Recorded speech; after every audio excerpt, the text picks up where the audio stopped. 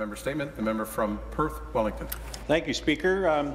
We in Perth Wellington have what is lacking from this government. It's called good common sense. We know a wasteful, ineffective, and aggravating government program when we see it. That's exactly what we have in the Drive Clean program.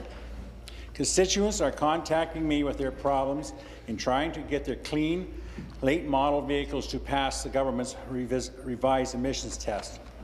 They also want to know why we have to get the test done, but our neighbouring counties do not. It doesn't make any sense.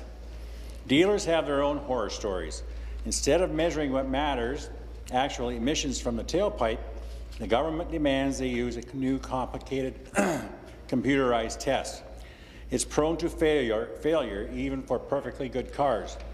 To get some cars to pass the new test, technicians are advised to drive the car for 30 kilometers at speeds of up to 65 miles per hour, all without stopping. Try that in small-town Ontario. The Auditor General specifically warned the Liberals not to implement the new test until the technical problems were resolved. Typically, the government ignored the auditor's advice. They also ignored his findings on value for money. Instead, they're just making the problems worse while picking even more from drivers' pockets. I've met with dealerships and repair shops across Perth Wellington.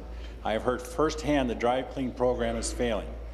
It is clear to us, Mr. Speaker, that this government is also failing the test of common sense.